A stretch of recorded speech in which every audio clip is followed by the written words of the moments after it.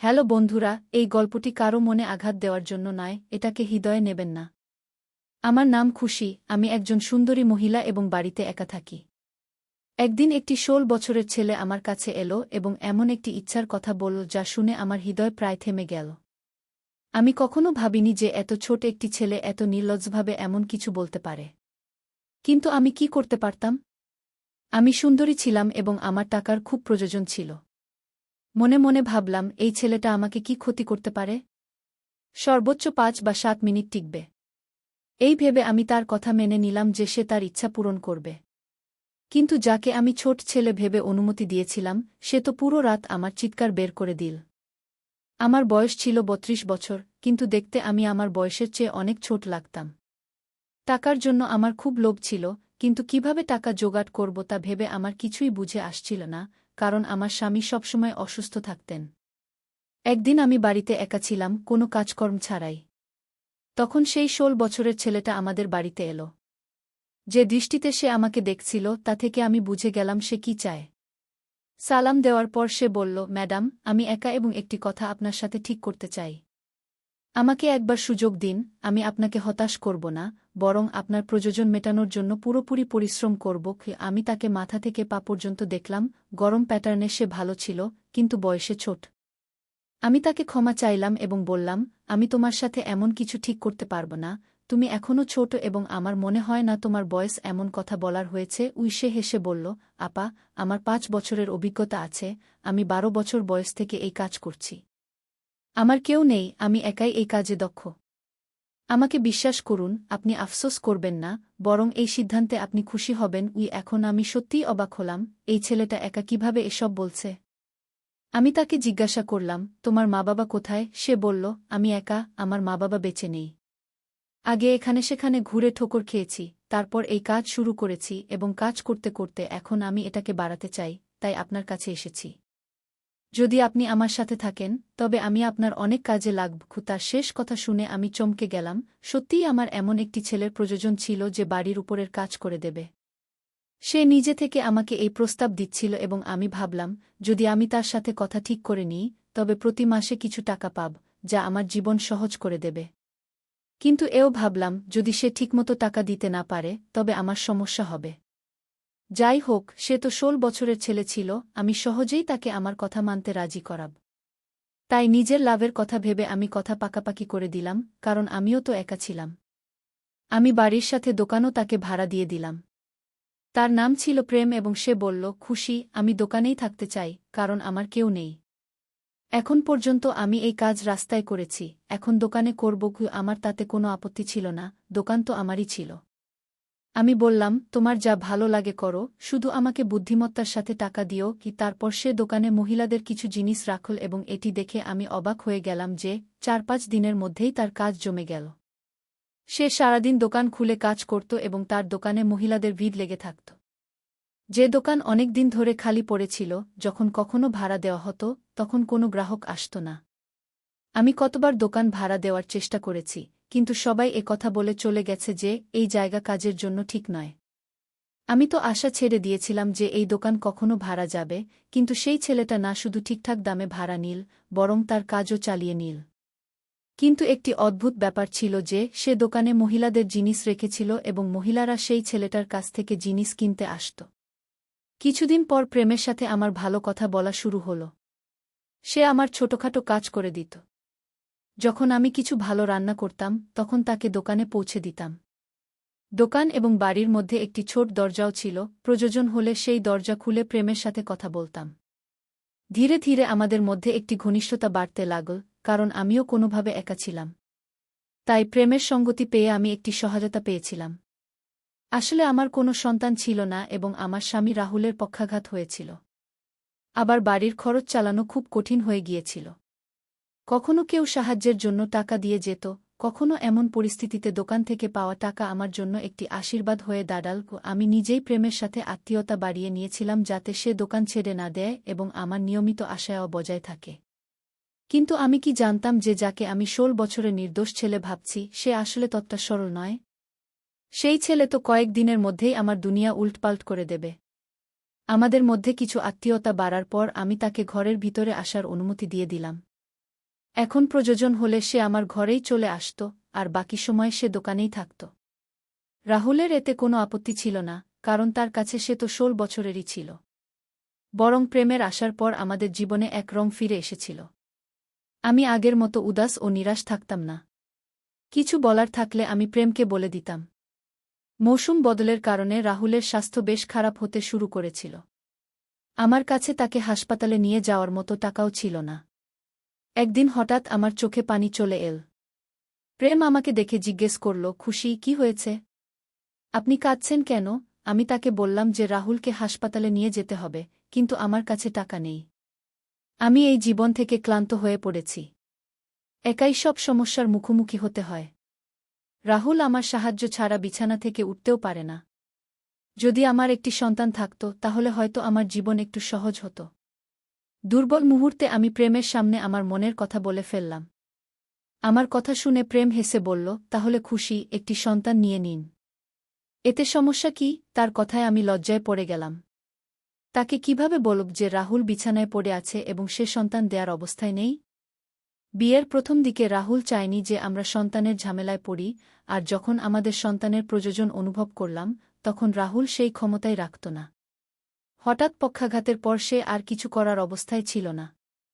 প্রেমের বিয়ে ধীরে ধীরে মজবুরির বিয়েতে পরিণত হয়েছিল, আর এখন আমি মজবুর হয়েই রাহুলের সাথে আছি, কারণ আমার কাছে অন্য কোনো বিকল্প ছিল না।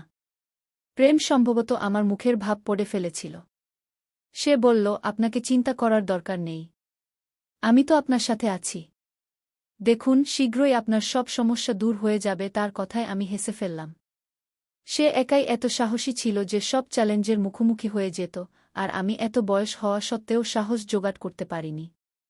প্রেম 8 বছর বয়সে তার বাবা-মাকে হারিয়েছিল, তবুও সে জীবনের মেলায় হারায়নি, শুধু নিজের জীবনের পথেই চলেছিল। রাহুলেরও অনেক সেবা করতে শুরু করল।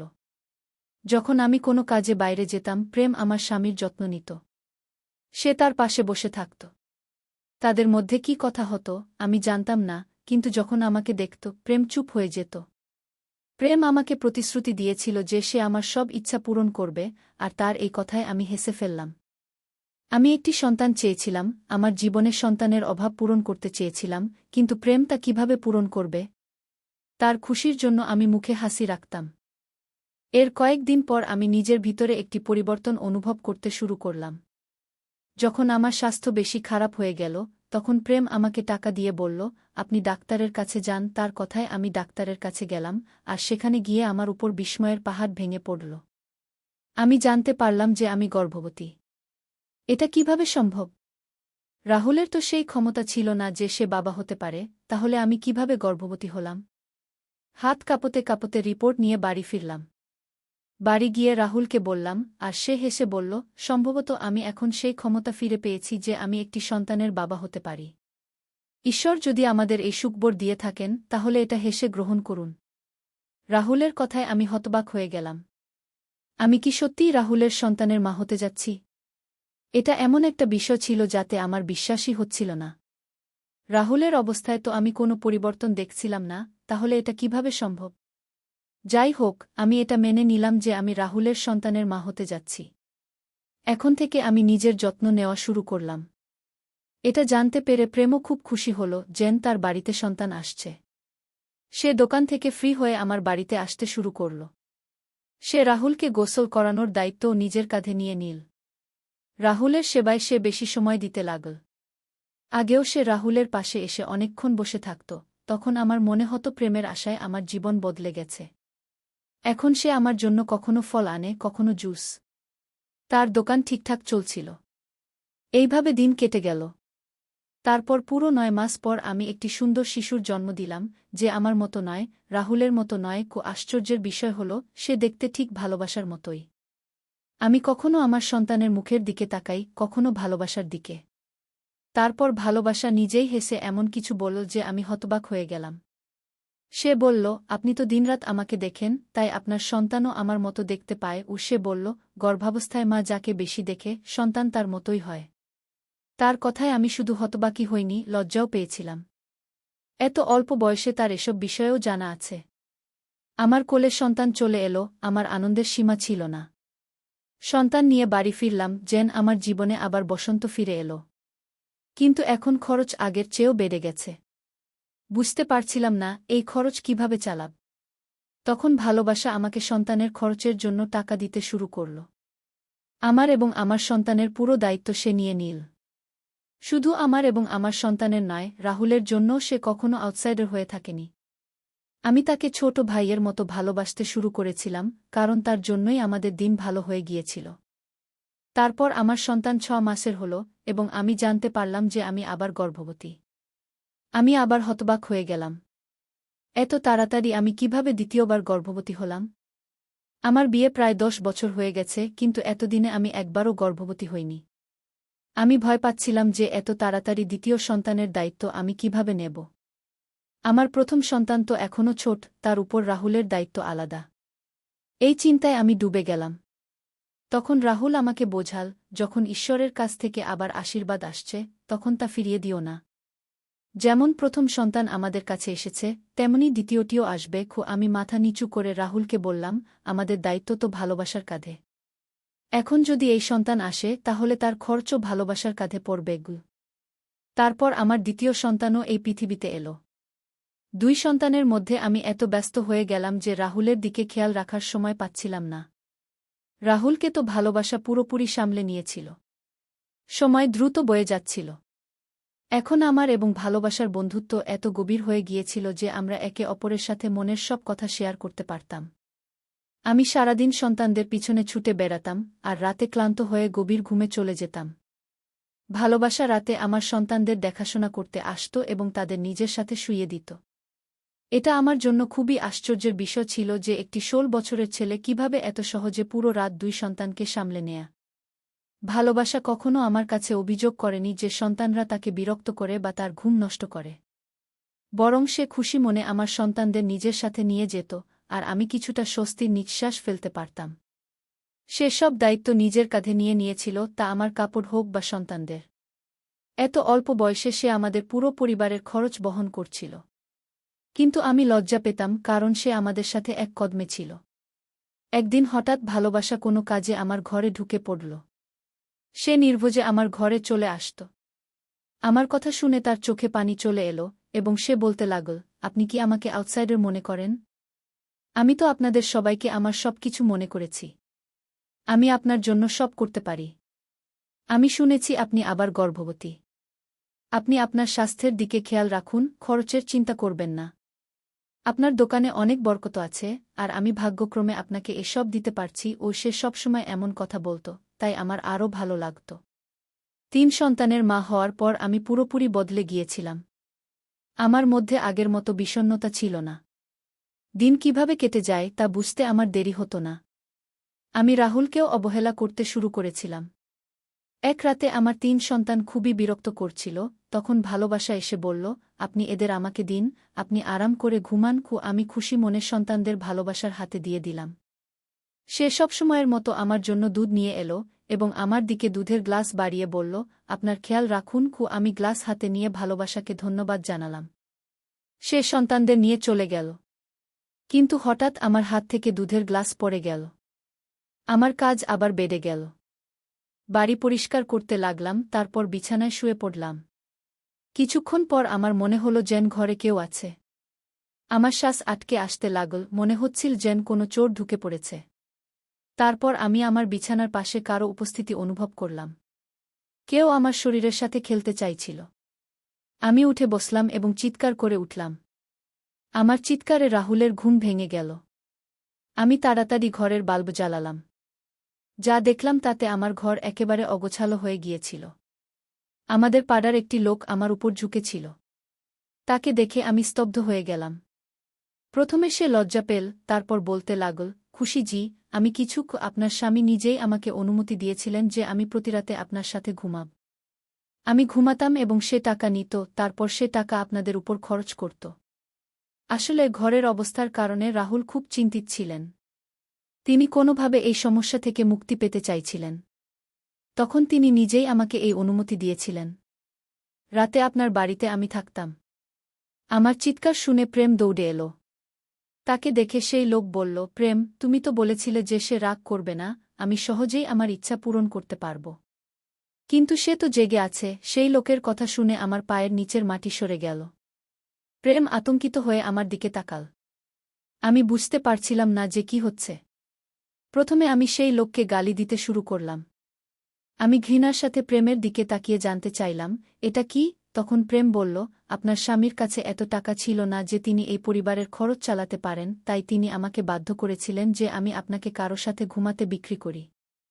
যখন কোনো গ্রাহক আসত, আমি আপনার বাচ্চাদের নিয়ে যেতাম এবং আপনাকে দুধে ঘুমের ওষুধ মিশিয়ে দিতাম। আপনি ঘুমিয়ে পড়তেন, গ্রাহক আপনাকে ব্যবহার করে চলে যেত। এই 3টি বাচ্চাও কোনো না কোনো গ্রাহকের, কারণ রাহুল পিতা হওয়ার ক্ষমতা রাখেন না। আমি আপনার সাথে কোনো ভুল বুঝাবুঝি করিনি, আপনার স্বামী যা বলেছিলেন আমি তাই করেছি। তার ইচ্ছায় আমি আপনাকে বিক্রি করেছি। এটি শুনে আমার শরীর কাঁপতে শুরু করল। আমি আশ্চর্য হয়ে রাহুলের দিকে তাকালাম। সে তার চোখ নামিয়ে নিল, তারপর নিজেই বলতে লাগল, আমার অসুস্থতার কারণে ঘরের অবস্থা খারাপ হয়ে গিয়েছিল। আমি আপনাকে সন্তানও দিতে পারিনি। খাবারের জন্য হাহাকার পড়ে গিয়েছিল। এসব দেখে আমার হৃদয় জ্বলত, কিন্তু আমি কিছু করতে পারতাম না। তাই যখন আমি বুঝলাম যে প্রেম কি কাজ করে, আমি নিজেই তাকে বলেছিলাম যে প্রতিরাতে আপনাকে কারো না কারো কাছে বিক্রি করবে। আমি নিজে ঘুমের ওষুধ খেয়ে ঘুমাতাম, তাই আমার কিছু জানা হতো না। প্রেম কোনো গ্রাহক আনত, তারপর সকাল হওয়ার আগে গ্রাহক চলে যেত। বাচ্চা হলে আপনি খুশিতে ভরে যেতেন এবং আমাদের ঘরের অবস্থা বদলে যেত। আমি এটাই চেয়েছিলাম। রাহুলের কথা শুনে আমি মাথা চেপে ধরলাম। বিশ্বাস হচ্ছিল না যে আমার স্বামী আমার উপর এত বড় অত্যাচার করেছে। ঘরের অবস্থা ঠিক করতে এবং আমার গর্ভে বাচ্চা ভরার জন্য প্রেমের সাথে মিলে সে আমার শরীরের ব্যবসা করেছে। আমি ফুপিয়ে কাঁদতে লাগলাম। কিছুটা সংযত হয়ে প্রেমের সামনে হাত জোড় করে বললাম, আমাদের জীবন থেকে চলে যাও। তোমার আসার আগে আমরা হয়তো ক্ষুধার্ত থাকতাম, কিন্তু আমার স্বামী কখনো আমার শরীরের ব্যবসা করেনি। তার মনে এমন কোনো ভাবনাও আসেনি। আমি প্রেমকে সাথে সাথে দোকান খালি করতে বললাম এবং তার কোল থেকে আমার বাচ্চাদের ছিনিয়ে নিলাম। আমার 3টি ছোট বাচ্চা আমার সামনে ছিল, যাদের বাবার কোনো ঠিকানা আমি জানতাম না। আমি নিজের উপর আফসোস করছিলাম। আমি কত বোকা ছিলাম যে বুঝতে পারিনি এই বাচ্চারা আমার স্বামীর নয়। আমি সেই 2 পুরুষের হাতে বোকা হয়েছি। আমার জন্য শুধু প্রেমই নয়, রাহুলও দোষী ছিল। কিন্তু আমি কি করতাম? আমি রাহুলের সাথে বিবাহের বন্ধনে আবদ্ধ ছিলাম এবং তার অবস্থা এমন ছিল না যে আমি তাকে ছেড়ে চলে যেতে পারি। তাই বাধ্য হয়ে তার সাথে দিন কাটাতে লাগলাম। প্রেম দোকান ছেড়ে চলে গেল। আমি সেই দোকানে জমা কিছু টাকা দিয়ে মেয়েদের জিনিস রাখলাম এবং আমার নিজের দোকান চালাতে লাগলাম। গ্রাহকরা আগে থেকেই তৈরি ছিল, তাই আমার দোকান চলতে লাগল এবং ঘরের খরচ চলতে লাগল। আমি আমার বাচ্চাদের জড়িয়ে ধরলাম। এরা আমার বাচ্চা, তাদের বাবার সম্পর্কে আমি জানি না, কিন্তু আমি এদের আমার গর্ভ থেকে জন্ম দিয়েছি, তাই এদের জন্য আমার হৃদয়ে ভালোবাসা কমেনি। আপনি বলুন, আমার সাথে যা হয়েছে তা কি ঠিক ছিল? আমার স্বামীর কি এমন কাজ করা উচিত ছিল? ঘরের অবস্থা ঠিক করতে কি কোনো পুরুষ তার স্ত্রীর শরীরের ব্যবসা করতে পারে? আমাকে কি আমার বাচ্চাদের ছেড়ে দিতে হবে? আজকাল কি কোনো ছোট বাচ্চা বা যুবকের উপর বিশ্বাস করা যায়? আপনার মতামত কমেন্টে জানান। ভিডিও দেখার জন্য ধন্যবাদ।